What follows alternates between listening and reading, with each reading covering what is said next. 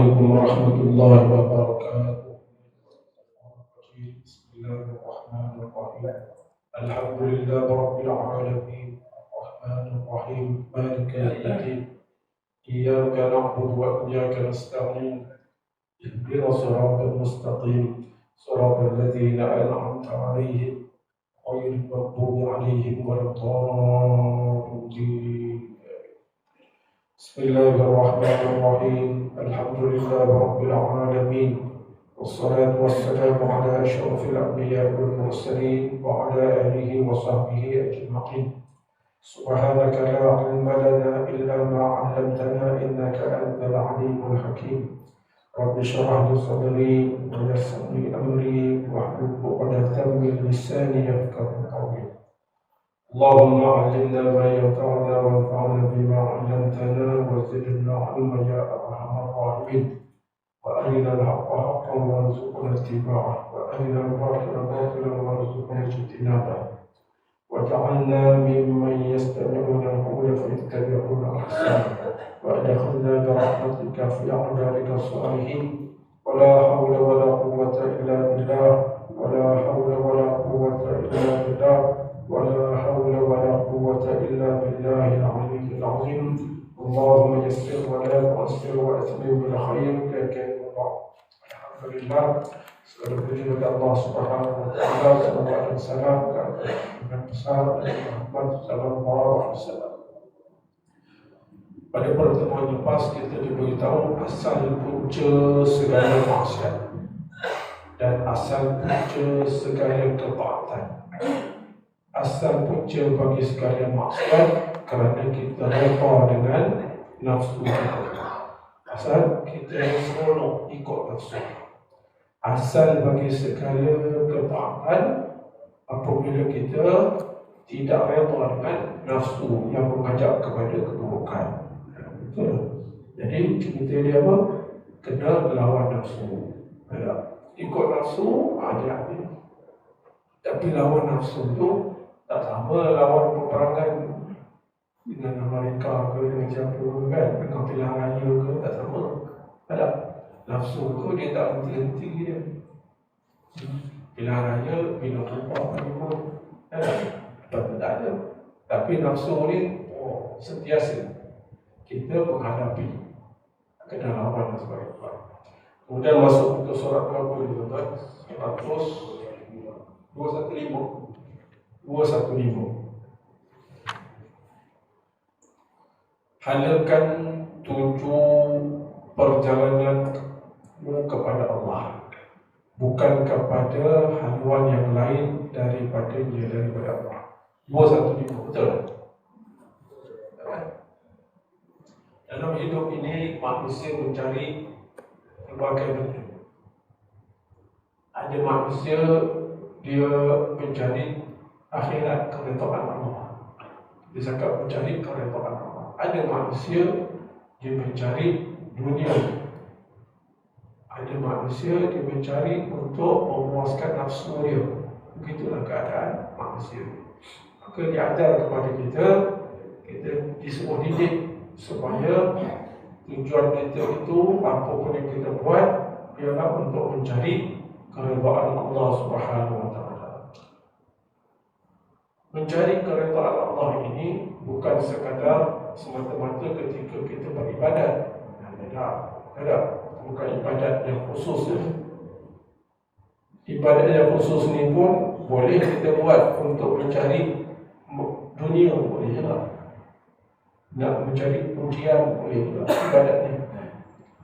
Apatah lagi perkara-perkara kebajikan yang lain disuruh kita buat kerana mencari keredaan Allah. Katanya, la tarhal min kaunin ila kaun fatakuna kalhimari fi raha yasir wallazi irtahala ilayhi huwa alladhi irtahala minhu walakin irhal min al-aqwan ila al-mukawwin wa anna ila rabbikal muntaha. Artinya janganlah kamu berpindah mengembara dari satu alam ke satu alam yang lain. Iaitu berpusing keliling mengelilingi dalam alam semesta semata-mata. Tetapi kamu tidak sampai pun kepada ma'rifatullah, makrifat Tuhan yang Maha Pencipta.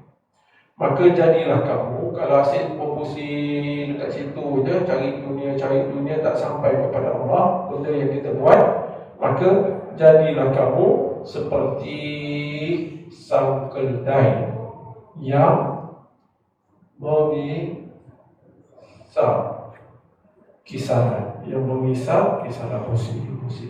Nampak macam dia berjalan ke hadapan, sedangkan tempat yang ditujunya rupa-rupanya ialah kembali ke belakang pada tempat yang dia bertolak daripada mulanya itu. Jangan kamu jadi macam perjalanan kedai tadi. Habis kita nak jadi macam mana? Tetapi hendaklah kamu berpindah, mengembara dari akuan, iaitu daripada alam ini menuju kepada mukawwin, iaitu yang mencipta alam. Allah Subhanahu wa taala berfirman, wa anna ila rabbikal muntaha. Maksudnya, dan bahawa sesungguhnya kepada Tuhanmu adalah kesudahan segala sesuatu. Ada orang berpindah daripada satu tempat kepada satu tempat. Dia macam-macam penafsiran boleh ni. Ada orang dia berpindah daripada syirik jali kepada syirik khafi. Syirik dulu syirik pula. Syirik yang jelas dia berpindah kepada syirik yang sembunyi, yang sama-sama. Ada faedah? Tak ada faedah pula. Ada orang berpindah daripada satu maksiat ini, dia pindah maksiat lain pula. Ya, ada manusia ini, dia buat sesuatu perkara itu, pertama kerana nak cari pangkat. Dia kata tak boleh ni. Maka dia buat pula kerana nak mencari harta. Dia pusing kat situ. Semua itu dunia. Semua itu tidak menuju kepada Allah Subhanahu wa taala. Maka dia kata, kita ajar diri kita apa pun yang kita buat, baik ibadat khusus ataupun yang kita buat itu amalan harian kebajikan, maka halakan tujuan kita buat itu kerana mencari keredaan Allah Subhanahu wa taala. Kalau kita tak cari keredaan Allah, maka kita cari selain daripada Allah, itulah tadi kadang-kadang nafsu, kadang-kadang benda ni, semua itu kita mencari dunia. Walaupun nampak macam berpindah-pindah daripada satu kepada satu, nampak macam berpindah, tapi dia masih dalam kelompok dunia. Yang syirik tadi tetap syirik juga, yang maksiat tetap maksiat juga, dia berpindah-pindah. Tadi kerana harta, lepas tu kerana perempuan, kerana lain, dia pindah-pindah, tapi tetap dunia juga. Maka kalau begitulah, dia kata nampak macam bagus, ada peningkatan.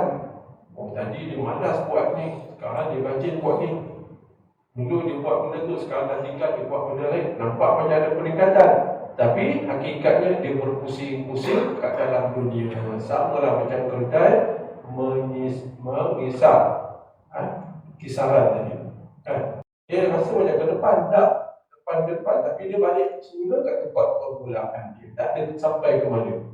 Begitulah kebanyakan amalan manusia ini tak sampai kepada keredaan Allah Subhanahu wa taala. Maka dia didik kita, dia suruh kita, ajar diri kita, bila nak buat sesuatu itu, kita betulkan niat kita, kita baiki niat kita.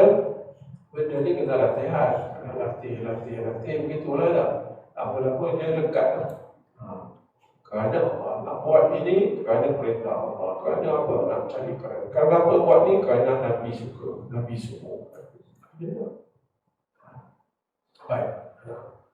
Barulah amalan itu menuju kepada Allah Subhanahu wa taala. Habis. Antara hati dan nafsu. Apa ni? Antara hati dan nafsu. Innamal anwar matayal qulubi wal asrar.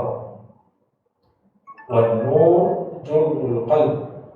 Kama anna zulmata julul nafs. فإذا أراد الله أن ينصر عبده أمده بجنود الأنوار وقطع عنه مدد الظلم والأغيار.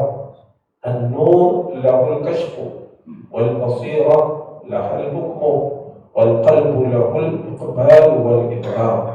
والأكوان ظاهرها عزة، الأكوان ظاهرها غرة وباطنها إبرة. فالنفس تنظر إلى ظاهر غرتها والقلب ينظر إلى باطن إبرتها.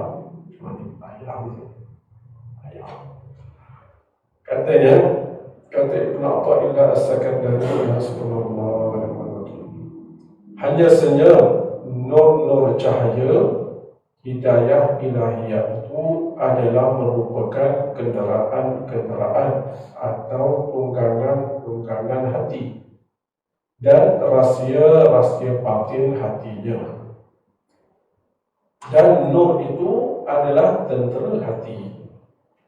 Sebagaimana kegelapan itu tentera nafsu, maka apabila Allah menghendaki menolong hamba-Nya, nescaya Dia membantu hamba itu dengan tentera-tentera nur ilahi, dan Dia memutuskannya hamba tadi dari segala bantuan kegelapan dan segala sesuatu yang lain daripada nur tadi.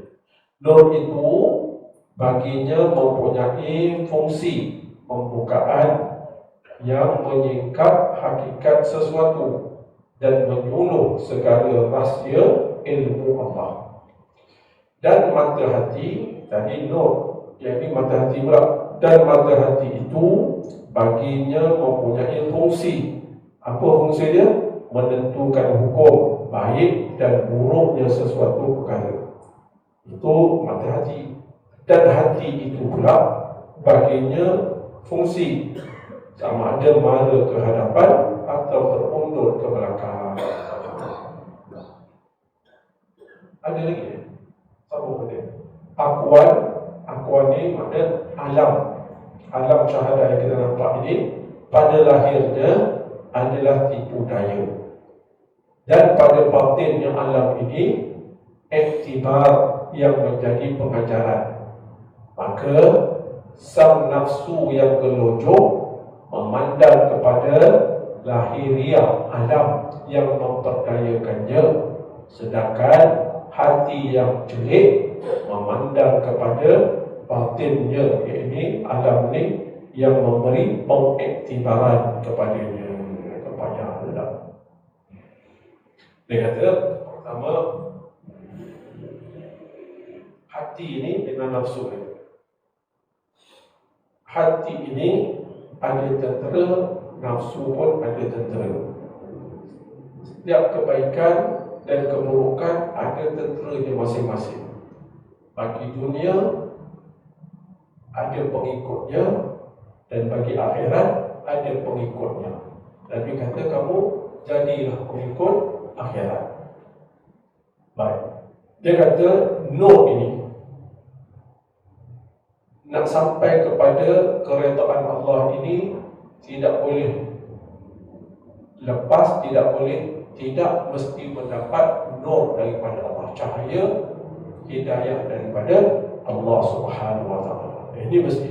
Tanpa bantuan nur daripada Allah Subhanahu wa taala, kita tak mampu nak menyampai kepada keredaan Allah. Dia kata nur itu ialah merupakan kenderaan, tunggangan untuk hati kita, sehingga kita kenal Allah Subhanahu wa taala, sehingga kita bertauhid kepada Allah Subhanahu wa taala. Dengan nur yang Allah limpahkan dalam hati itu, seseorang itu akan merasai rahsia-rahsia hati.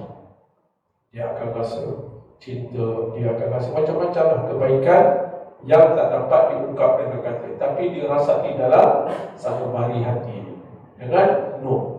Siapa yang dapat nur Allah ini, maka dia akan mendapat kebaikan dunia dan akhirat. Nur itu, cahaya itu dianggap sebagai tentera bagi hati. Maka dengan adanya nur itu, hati itu akan menolak segala perkara yang membawa kepada syirik, segala perkara yang mengajak kepada maksiat. Sebab dia tentera. Nur tadi itu tentera bagi hati. Dia memelihara hati agar menjauhkan daripada fahaman-fahaman yang mensyirikkan Allah.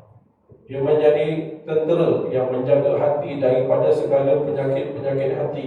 Dia menjaga hati supaya tidak mengikut nafsu dia yang mengajak kepada maksiat. Jadi nur tadi itu adalah tentera bagi hati.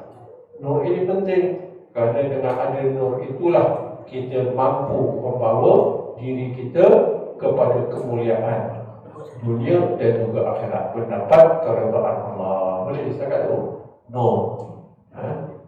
Itu nur ilahi. Baik. Begitu juga kegelapan ini. Kegelapan ini tadi nur, ini gelap, zulma. Begitu juga kegelapan itu, dia menjadi tentera bagi nafsu. Apabila dia melakukan perkara syirik, dia melakukan perkara maksiat, dia mempunyai pelbagai jenis penyakit-penyakit hati, maka dia menjadi tentera menguatkan nafsu dia. Boleh? Zulma, kegelapan itu tentera bagi nafsu, sehingga dia tenggelam dalam nafsu dia. Tenggelam dalam nafsu pasal apa? Pasal tentera dia terlampau ramai. Tentera yang menguatkan nafsu dengan kufur dia, dengan syirik dia, dengan maksiat dia, dengan penyakit hati dia, akhirnya nafsu menjadi kuat. Maka kita antara dua, sama ada kita mendapat nur yang merupakan tentera bagi hati, maka kita akan berjaya, ataupun seseorang itu akan memperbanyakkan tentera bagi nafsu, iaitu kegelapan, macam-macam kegelapan, maksiat dan sebagainya. Baik. Bila Allah Subhanahu Wa Taala cinta kepada seseorang, apa tanda Allah cinta kepada seseorang manusia? Apa tanda? Apakala Allah menghendaki menolong hamba-Nya. Kalau Allah nak tolong hamba, nescaya dia membantu hamba itu dengan tentera-tentera nur ilahi tadi. Sehingga orang itu mentauhidkan Allah, mengesahkan Allah, menjauhi diri daripada berbagai jenis maksiat, mencari keredaan Allah, cinta kepada Nabi dan sebagainya. Pasal apa?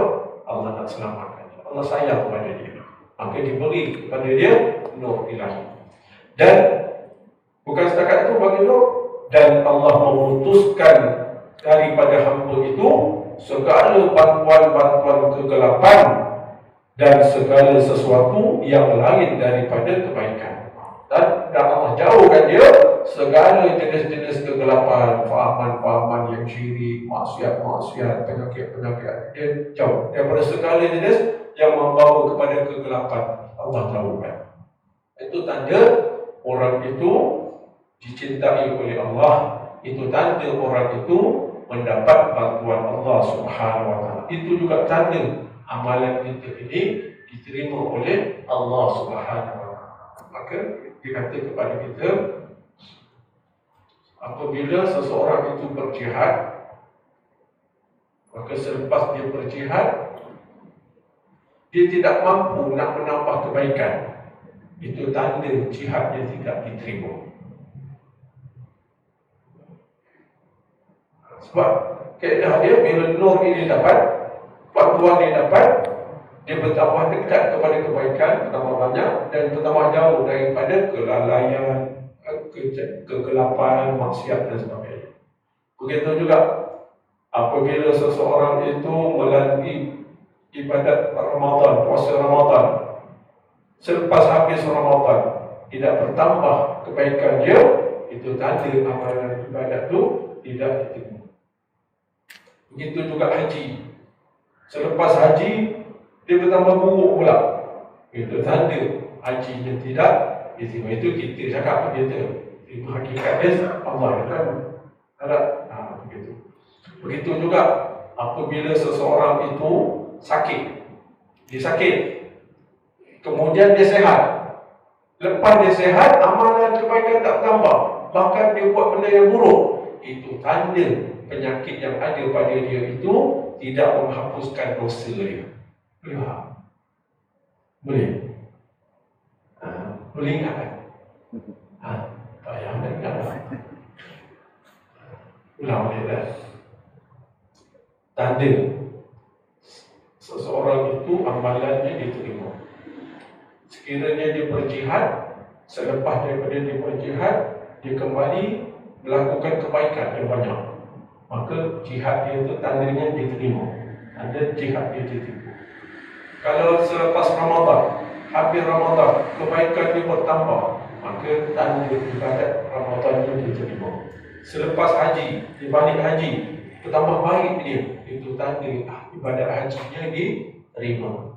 Kalau dia sakit, bila sakit-sakit tiba-tiba dia sembuh, bila dah sembuh, kebaikan dia bertambah bandingkan sebelum tu, itu tanda penyakit yang ada tadi menghapuskan dosa-dosa dia. Menghapuskan dosa-dosa dia. Tadi saya cakap tidak, sekarang saya cakap yang ini pula. Itulah boleh faham lah.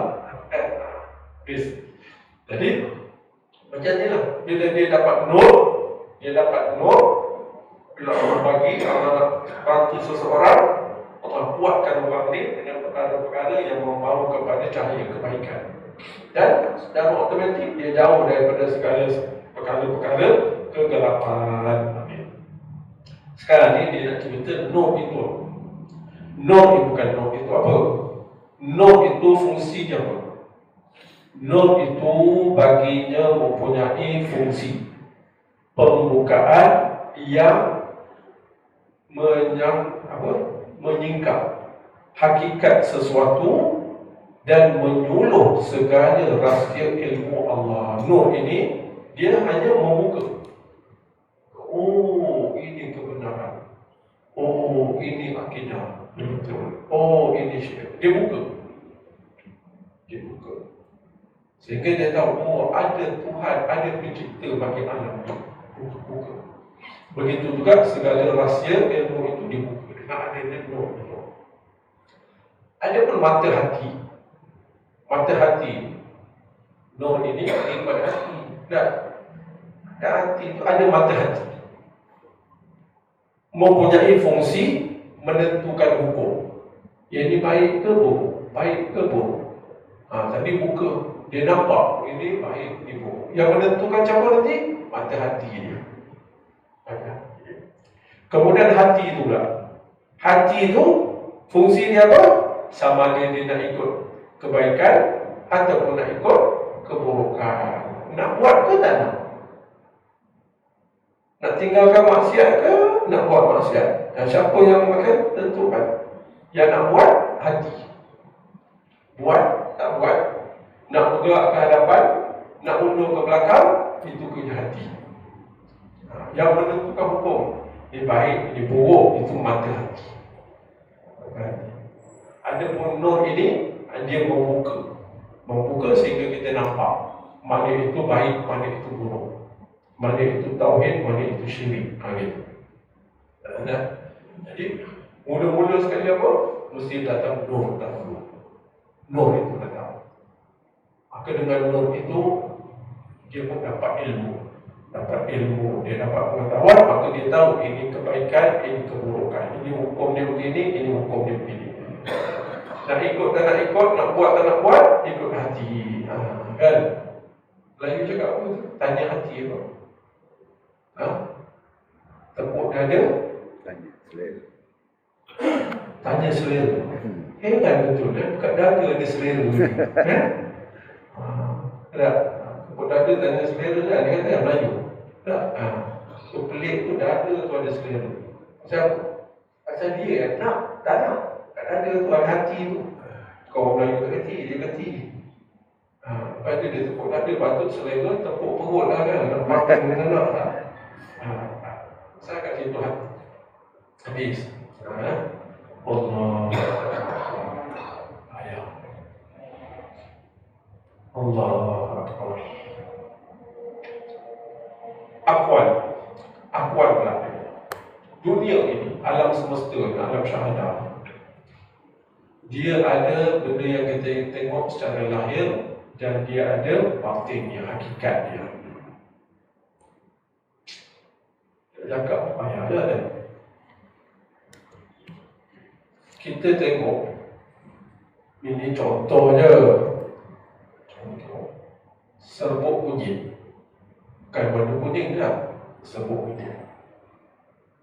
Lepas tu pula kita ambil serbuk racun tikus warna kuning juga. Betul tak? Betul tak? Boleh ya? Serbuk kunyit tu warna kuning. Jadi serbuk juga warna kuning juga, tapi dia racun tikus. Dua-dua dari segi zahir memang serbuk warna kuning, tapi hakikat dia yang ni ada kebaikan kunyit ni, yang ini ada racun. Begitulah kunyit ini, begitulah alam ini semua ada zahir dia dan ada hakikat dia. Orang yang jahil, orang yang penuh dengan nafsu ni, yang penuh dengan kegelapan, yang mengikut nafsu semata-mata, dia akan tengok zahir saja. Dia akan tengok zahir. Alah, ini kunyit warna kuning, yang ini racun tikus pun warna kuning. Kan? Dia boleh, kalau dah kunyit ni tak ada, dia boleh ambil racun tikus ni. Sebab dia kata sama kuning je, sama je kuning. Sama je semua kuning, sama je.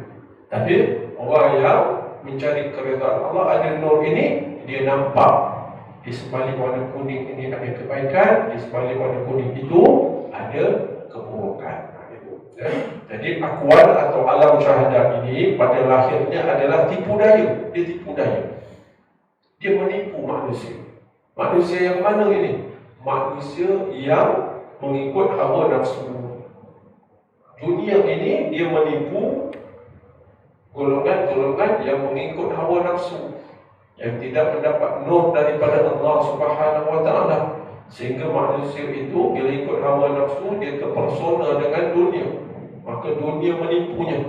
Sedangkan pada dunia itu, pada lahirnya, pada zahirnya tipu daya, dan pada batinnya ada iktibar, ada pengajaran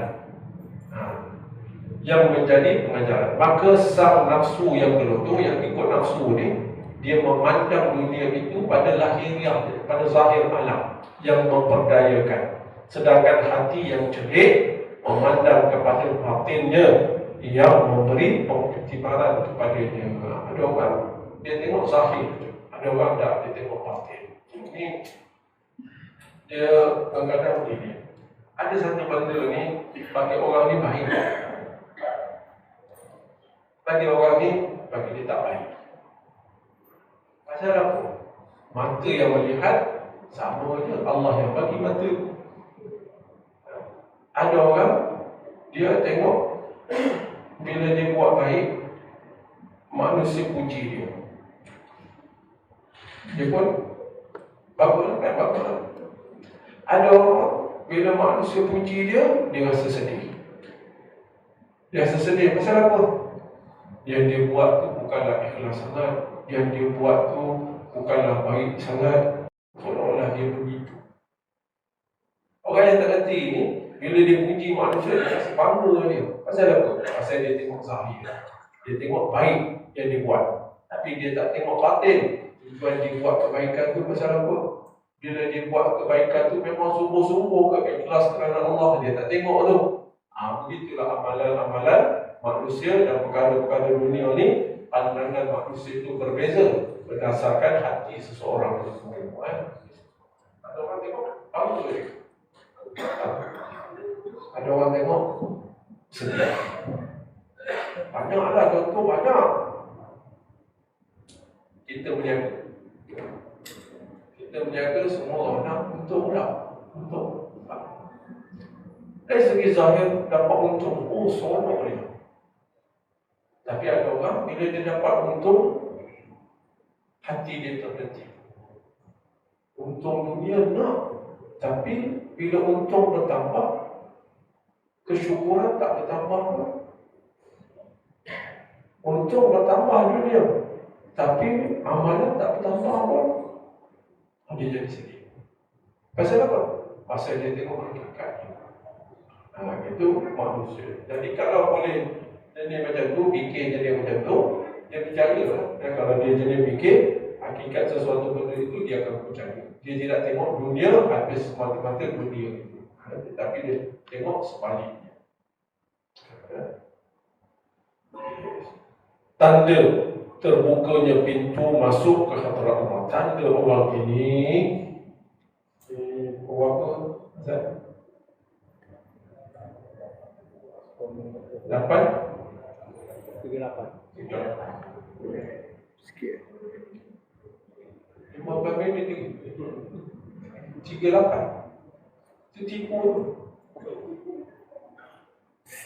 Kau apa sekarang? Ha? 24. 38 sampai 10-15 minit ambil. 14 minit kan? Lama lagi. Jam tu.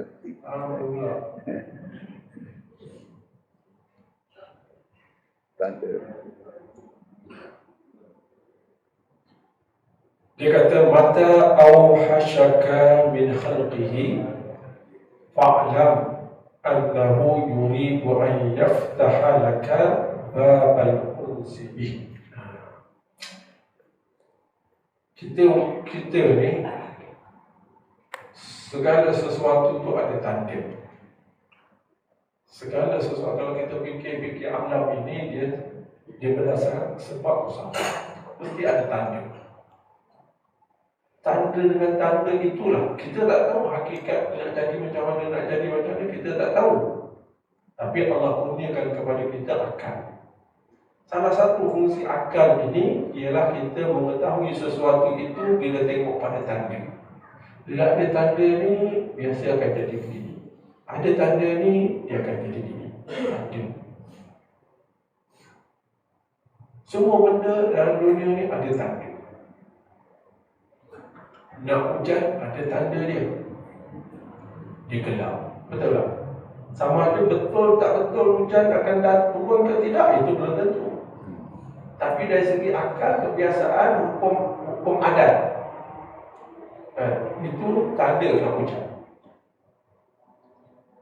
Orang bunting, perempuan, itu tanda ada anak dalam kandungan. Lepas 9 bulan sampai 9 bulan, itu tanda dia nak melahirkan. Sama ada lahir tak lahir belum tentu lagi. Ada tanda. Begitu jugalah tanda bila seseorang itu dia nak mendapat kemuliaan. Ada tanda kemuliaan di sisi Allah. Ada tanda seseorang itu dia nak menjadi seorang yang hebat, mulia di sisi Allah. Apa tanda dia? Tanda dia ialah apabila Allah telah memberikan kamu perasaan liar dari mendampingi makhluknya, maka ketahuilah bahawa dia berkehendak untuk membukakan bagi kamu pintu berjinak mesra dengan dia. Ini biasanya orang jadi orang syarah apa? Kalau orang tu Allah nakkan jadikan dia tu baik, maka Allah campakkan dalam hati orang ni tak suka nak bergaul dengan manusia. Orang faham macam tu lah biasa. Ada?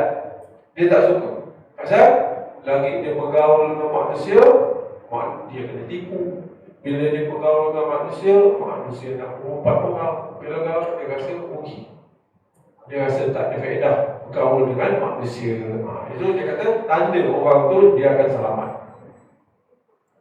Tanda orang tu akan selamat. Biasa dalam kitab pun macam itulah tulis. Itu sampai ada ulama kata zaman kita ni zaman elok kita tutup mulut dan mengecilkan diri. Jangan campur dengan orang. Itu betul lah. Kita kata betul lah. Betul ke lah. Orang hebat-hebat cakap lah. Kita apa benda. Tapi saya nak cakap ni. Apabila dia kata sini, apabila Allah Subhanahu Wa Taala telah memberikan kamu perasaan liar dengan makhluk, maka ketahuilah bahawa dia berkehendak untuk membukakan bagi kamu pintu berjinak mesra dengan Allah Subhanahu wa Ta'ala. Apabila kita ni buat sesuatu, dulu kita buat sesuatu ni kerana dunia tadi. Kita buat sesuatu kerana pangkat, kita buat sesuatu kerana kepujian, kita buat sesuatu tadi kerana dunia, bukan kerana Allah. Bila kita buat sesuatu tu kerana manusia, kerana dunia ni, kita rasa tak seronok. Kita dah tak seronok. Kita bila buat sesuatu tu, kita buat sesuatu kerana selain Allah, kita rasa dah tak seronok dah. Tak boleh aku macam ni, tak boleh. Itu tanda orang tu akan jadi baik. Tanda orang tu akan jadi mulia, akan jadi baik. Bila kita nak buat sesuatu, kita tak nak letak dunia dulu. Kita tak nak. Kita tak nak letak harta dahulu. Kita tak nak letak pangkat dahulu. Bila nak buat sesuatu, kita tak nak. Hati kita jadi liar dengan dunia. Bukan nak cari dunia. Kita nak cari keredaan Allah. Itu tanda Allah nak orang itu akan mendekatkan diri kepada Allah Subhanahu wa Ta'ala. Itu tanda orang ni akan masuk kepada hadirat Allah Subhanahu wa Ta'ala, mendapat kemuliaan Allah Subhanahu wa Ta'ala. Walaupun dia bercampur dengan orang, walaupun dia bercampur dengan orang, dia jadi pemerintah, dia jadi pemimpin, dia campur dengan orang. Nabi pun campur dengan orang, sahabat-sahabat Khulafaur Ar-Rasyidin pun campur dengan orang. Tapi semua yang dia buat itu bukan kerana dunia. Dia tidak mencari dunia, dia mencari keredaan Allah. Maka itu tanda orang ini masuk kepada keredaan hadirat Allah Subhanahu wa Ta'ala. Saya tak ada nak cakap satu punca semua, satu punca siapa nak tahu kuliah ni? Tak ada. Pasal tu Rustam apa? Rustam ada kan? Apa nama Rustam? Tentera tu. Bukan Rustam kat Melaka kan? Ali Rustam. Ali Rustam. Bukan. Rustam kan dalam peperangan kan dia datang. Dia orang berperang untuk hidup, tapi kami perang untuk syahid. Kamu berperang untuk cari dunia, tapi kami berperang untuk syahid, untuk cari keredaan Allah. Bila dia dah liar benci dengan dunia, bukan buat sesuatu kerana dunia, maka dia akan mendapat kemuliaan di sisi Allah Subhanahu wa Ta'ala. Walaupun dia tentera, walaupun dia seorang Perdana Menteri, walaupun dia ni ahli politik, ahli ekonomi, seorang guru, seorang apa, semua boleh mendapat kemuliaan di sisi Allah. Apa cara dia? Dia ini betulkan niat, tidak mencari dunia, tetapi mencari akhirat, keredaan Allah Subhanahu wa Ta'ala. Maka kita akan duduk di tempat yang mulia di sisi Allah Subhanahu wa Ta'ala. Kemudian kalau kita nak lebih lagi tinggi lagi, mesti ada waktu seseorang itu khalwat, iaitu bersendirian dengan Allah Subhanahu wa Ta'ala. Mesti ada waktu dia bersendirian, mengkhususkan waktu dia dengan Allah Subhanahu wa Ta'ala. Barulah dia akan mendapat kemuliaan dan kebaikan. Maksudnya di dunia, bila bercampur dengan manusia, buat apa pun aktiviti, dia bukan mencari dunia, tetapi dia mencari keredaan Allah. Kemudian dia ada waktu yang tertentu untuk dia berkhalwat bersama Allah Subhanahu wa Ta'ala, bersunyi-sunyi dengan Allah Subhanahu wa Ta'ala, sehingga dia mendapat martabat yang tinggi dan juga kemuliaan di sisi Allah Subhanahu wa Ta'ala. Kata Imam Ibn Athaillah As-Sakandari. Boleh tuan-tuan? Boleh tak? Ini saya cerita, buatnya belum tentu. Tapi kita usaha benda ni. Dia bukan datang tiba-tiba. Dia kena usaha, dia kena latih. Apa dia latihan dia? Nak buat sesuatu, sebelum buat sesuatu, betulkan niat. Belum sebelum buat sesuatu, niat dahulu. Kita tak ada niat. Kita buat sesuatu tak ada niat, kita ikut dia arus. Maka niat tu tadi. Maka dia ajar cari niat, betulkan niat. Lepas tu selalu waktu betulkan niat. Pasal susah hati. Dinamakan hati itu qalb litaqallubihi. Kerana dia dia ni apa Melayu cakap dia taqallubihi, dia pusing-pusing. Bola balik. Pusing. Kalau tak diingat, tak dijaga, dia pusing tak keluar Allah. Dia tarik balik, ingatkan balik. Begitulah hati dia. Begitulah kita manusia ini. Allah Subhanahu Wa Taala muliakan kita, muliakan manusia ini dengan diberinya akal, dan manusia yang berakal itu akan menjadi mulia apabila hatinya tunduk kepada Allah Subhanahu Wa Taala, beriman, beribadah semata-mata kerana Allah Subhanahu Wa Taala. Barulah manusia itu jadi mulia. Tapi kalau manusia itu dia ada akal tapi dia tidak mentaati, mengesahkan Allah, tidak mentaati perintah Allah, dia tidak mulia. Dia tidak mulia di sisi Allah Subhanahu Wa Taala. Walaupun dia kaya, pangkat tinggi, dia tidak mulia di sisi Allah. Kerana manusia itu mulia kerana taatnya kepada Allah Subhanahu Wa Taala. Mudah-mudahan kita tergolong dalam golongan orang yang mendapat kebaikan, kemuliaan di dunia dan juga di akhirat.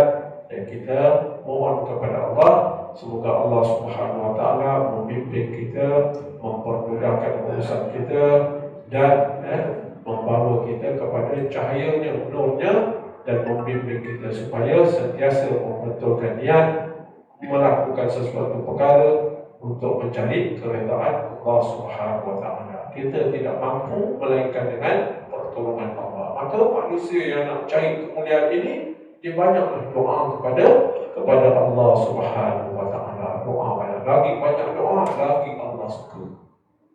Lagi banyak doa, lagi Allah suka. Jadi cukup sekadar tu tuan-tuan. Tajuk selepas ini solat. Solat merupakan tali perhubungan antara makhluk dengan Khalik yang penciptanya. Bukan surat berapa ni? 217. 217. Buku tuan-tuan tu macam tadi 215, ini 217. Ustaz ni baca 2 buku surat je ke? Dia kata. Ustaz ni baca 2 buku surat. Itu buku tuan. Buku saya pun banyak buku surat. Sampai 6 buku surat. Jadi mudah-mudahan Allah Subhanahu Wa Taala memberkati kita dan mencatatkan amalan ini sebagai amalan saleh. Kita tutup majlis dengan tasbih kafarat dan solat. Bismillahirrahmanirrahim. Subhanakallahumma wa bihamdika asyhadu an la ilaha illa anta astaghfiruka wa atubu ilaik. Bismillahirrahmanirrahim. Wal 'ashr innal insana lafi khusr illa alladhina amanu wa 'amilus solihati wa tawassaw bil haqqi wa tawassaw